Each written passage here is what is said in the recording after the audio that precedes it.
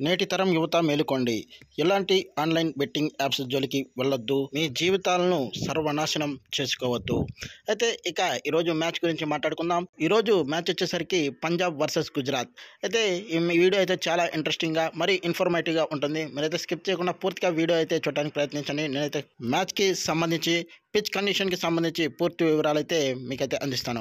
పంజాబ్ ప్లేయర్లకి ఎవరికి కూడా injury concerns లేవు. అందరూ కూడా అవైలబుల్‌గా ఉన్నారు. పంజాబ్ దగ్గర ముగ్గురు క్వాలిటీ ఆల్రౌండర్లు ఉన్నారు. Marcus Stoinis, Maxwell, Marco Jansen వంటి అద్భుతమైన ఆటగాళ్లు ఉన్నారు. Punjab playing 11 Shreyas Iyer, Prabhsimran Singh, Priyansh Arya, Marcus Stoinis, Glenn Maxwell, Shashank Singh, Harpreet Brar, Lockie Ferguson, Arshdeep Singh మరియు యజువేంద్ర చహల్ ఈరోజు ప్లేయింగ్ లెవెల్లో ఉంటారు. గుజరాత్ టీం గురించి మాట్లాడుకుంటే గుజరాత్ టైటాన్స్ టీమ్స్ కూడా చాలా వరకు అందరు ప్లేయర్లు ఫిట్గా ఉన్నారు. గుజరాత్ టైటాన్స్ విజయ అవకాశాలు మాత్రం జాస్ బట్లర్ మరియు శుభం గిల్స్ ఫస్ట్ ఓపెనింగ్ పేరు మీదే ఆధారపడతాయి. ఎందుకంటే పంజాబ్ కింగ్స్ వద్ద హర్షదీప్ సింగ్, లాకీ ఫెర్గుసన్ మరియు మార్కో జాన్సన్ వంటి క్విక్ బౌలర్స్ ఉన్నారు. వీరు ముగ్గురిని ఈ ఓపెనర్లు చక్కగా హ్యాండిల్ చేస్తే మిడిల్ ఆర్డర్లో గ్లెన్ ఫిలిప్ మరియు షారుఖ్ ఖాన్లు యజువేంద్ర చహల్కి చక్కటి కౌంటర్ అయితే ఇస్తారు. ఈ రెండు టీమ్స్ మధ్య హెడ్ టు హెడ్ స్టాట్స్ చూస్తే ఇప్పటి వరకు ఈ రెండు టీమ్స్ మధ్య 5 మ్యాచ్లు జరిగితే 3 మ్యాచ్లు గుజరాత్ గెలిచింది, 2 పంజాబ్ గెలిచింది. ఇందులో ఇంట్రెస్టింగ్ విషయం ఏమిటంటే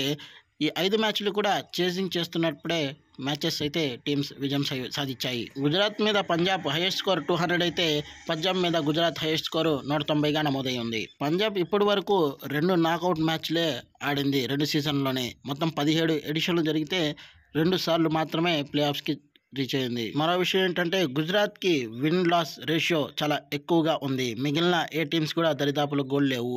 1.65గా ఉంది. గత 3 సంవత్సరాల్లో మొత్తం గుజరాత్ టైటాన్స్ 45 మ్యాచ్లు ఆడితే 28 విజయాలు, 17 పరాజయాలు పాలైంది. ఈ అహ్మదాబాద్ పిచ్ అయితే పూర్తిగా బ్యాటింగ్కి అనుకూలించే పిచ్ కాబట్టి ఈరోజు హైయెస్ట్ స్కోర్ నమోదయ్యే అవకాశం అయితే కనిపిస్తుంది.